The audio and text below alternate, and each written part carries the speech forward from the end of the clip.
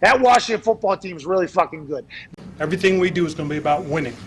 Okay, we're going to learn to do things the right way, and that's the only way we're going to do them. Because if it doesn't help us, we're not doing it, man. That's just as simple as it gets. Win the Super Bowl. That's I mean it, too. You know, one of the things that the only reason you become a head coach in this league, in my opinion, is to win. That's it. That's the bottom line. If you do it for any other reason, you're wrong.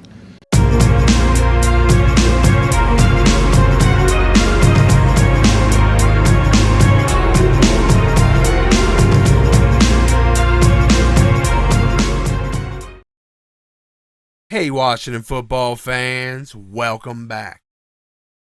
Okay, before I tear into these guys, why don't y'all do me a favor and hit that subscribe button down below?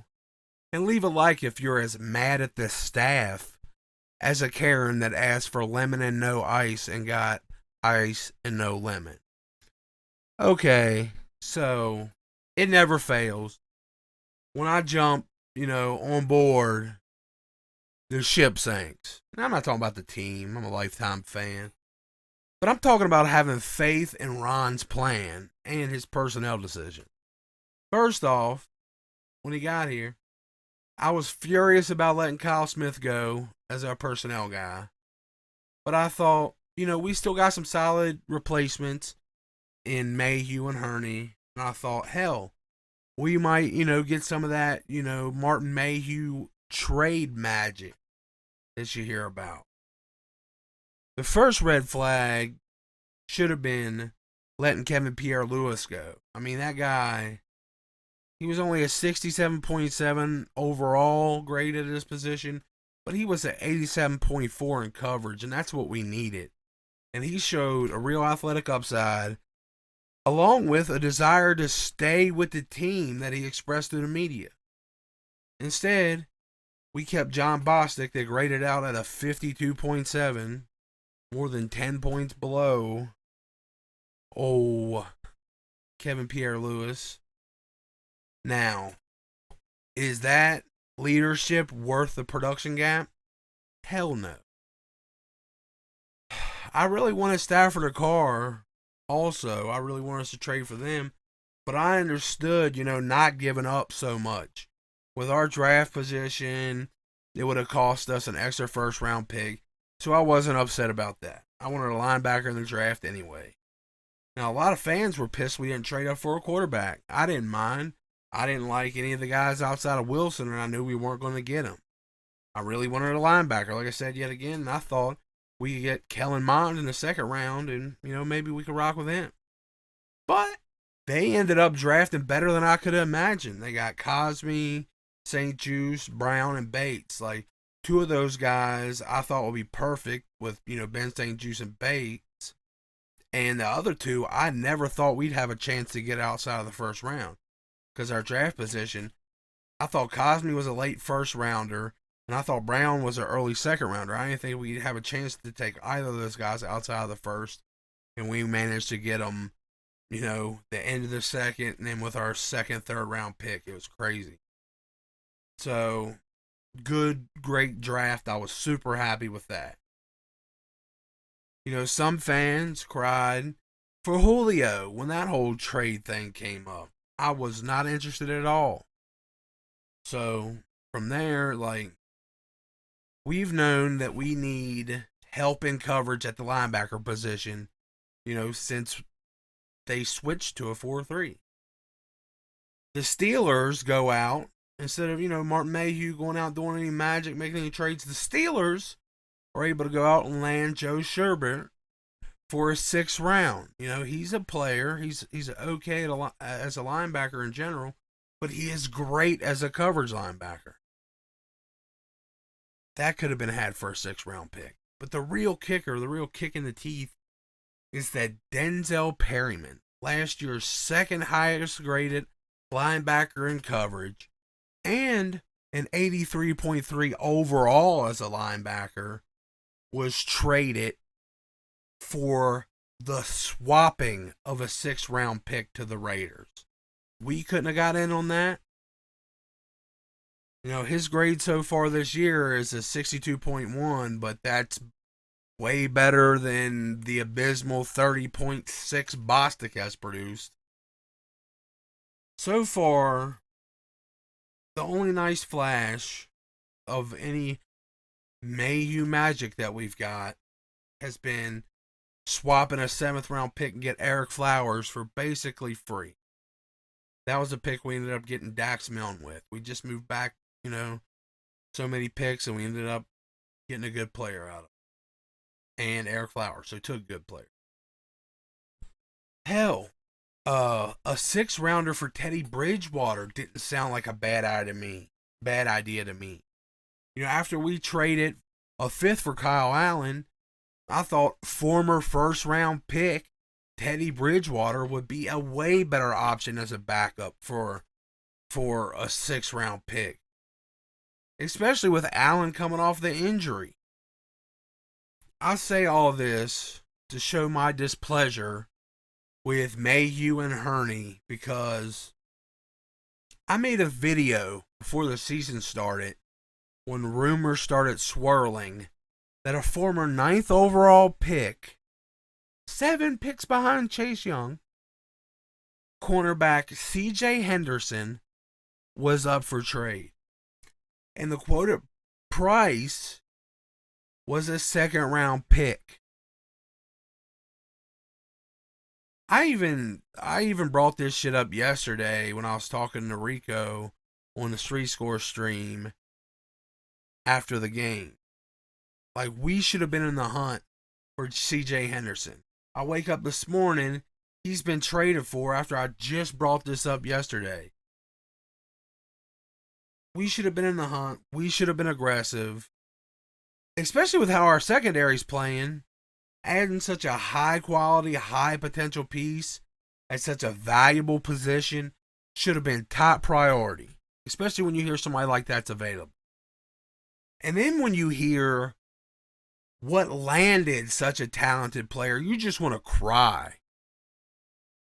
For a 3rd round pick and a 4th year, 7 career touchdown tight end that was undrafted, the Carolina Panthers boosted an already top tier defense with a 9th overall pick cornerback to stand in for J.C. Horn while his foot's broken, and then they'll eventually get to pair those guys up when J.C. Horn gets back.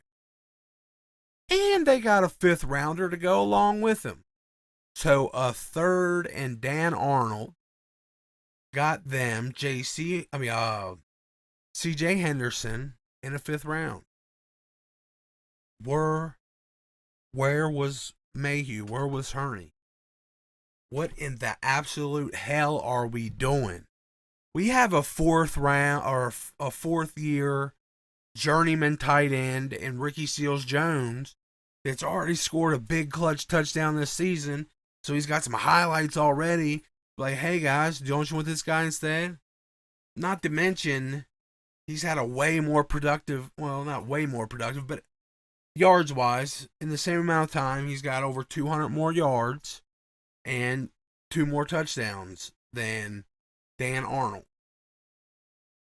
We could have been like, hey, here, take Ricky Seals-Jones and a 4th round pick for CJ. You don't gotta send us no 5th round pick. Here, just foul like that. I would have considered it a genius move if they had even sent a 2nd round pick in Ricky Seals-Jones for the 9th overall pick from last draft. I'm almost as mad about not landing this trade, or even trying, to my knowledge, for this trade. I'm almost as mad at that as I am with how horrible the coaching has been so far this season defensively, and especially how bad it was against the Bills. I'm not blaming our D-line at all. They're doing their job at an elite level. 4th highest team pass rushing rate in the NFL, according to PFF. The problem lies in the coverage at the linebacker position and the coaching decisions for the secondary, and the plays are running. Even the best of the best can't get pressure every down. And if your secondary is being played in a way that any quarterback or any offensive line can hold up well against it, because you have free 7 to 10 yard, like, hot read, quick passes built into your own defense. The fact this line has got any production at all is a miracle of the modern NFL. As far as individual play, mostly the secondary is executing well. You know, Fuller's had some hiccups, but mostly they're just being coached into the absolute worst possible play in the situation. You can't give opposing wide receivers free 10-yard releases every play and expect to get pressure or to defend those passes, because they're gonna by the time they get to you, they're gonna be in a full sprint. You're gonna get blown by. Either that, or you're gonna give them a huge cushion, and then you're also going to try to get a running start with them, and they're gonna gash for 30 yards. Every sack, every pressure, hurry, pass defense, interception, or stop that has been made so far is a huge statement for the quality of our players. And that has been in spite of the scheme the coaches are playing. It's like they're trying to play like a bend don't break style, but they have no concept of down and distance. There have been no adjustments from game to game, let alone half to half. Like you need to be successful in the NFL, you need to make adjustments half to half. We were gift wrapped the perfect defensive game plan to follow from the Steelers on how to beat the Bills, and we didn't even try to play like that. I don't know what's going on. Like, honestly, with the lack of reaction from the coaches, I feel like they know it's their fault. Or they're just straight up tanking. You know, there are some signs to point that out, honestly. Just looking at it from a mismanagement standpoint, it's like you can't be this incompetent with all the years you have in football. Yeah, I really hope that isn't the case. But I mean, maybe they all got together behind closed doors and agreed, you know, hey, we're a few players away in this next draft class from being Super Bowl winners, you know, year after year to come. And they're willing to sacrifice this season, you know, to make sure they get the players they want. If this is the case, I gotta really question that approach. Because I really hope they're not banking on any of these quarterbacks in this class, honestly, because they ain't looking great. Not looking like a high first round pick. You know, I don't think that's the case with Ron Rivera, you know, doing that. But he's classically been pretty easy to read emotionally. And he just seems way too calm for the shit show that him and Jack Del Rio are calling. I don't know if he's just got a new, like, view on life because of his medical situation, and maybe, you know, losing isn't such a big deal anymore. Or I don't know. But they seem way too calm for this. Maybe, you know, with the Bills game, it was just like, hey, we're supposed to lose this one, who cares? But that is an awful stance for a coach to take if that's the truth. Anyway, so far, the lone silver lining, and honestly, a reason I'm even, like, humoring this ridiculous idea that we might be tanking already, for as bad as the play calling is, the player development is phenomenal. We have rookies starting all through the team. Cosme and Jamin are, you know, they're looking great, better and better every week. Juice has been holding it down as a rookie, third round outside starting cornerback. having gone through a murderer's row of wide receivers, he's had some serious, great wide receivers to go against so far. And I mean, he's had, some little rough spots, but he has looked great in my opinion. De'Ami Brown, who he's been facing steep competition too on the other side. I think, we've played 3 of the better secondaries in the league, and he's still making some plays and improving his routes. He's had some hiccups too, but they're still looking great. Then you got some second-year players that look like they've taken a big step up, and Cameron Curl when he's on the field, and Gibson looking even better carrying the ball.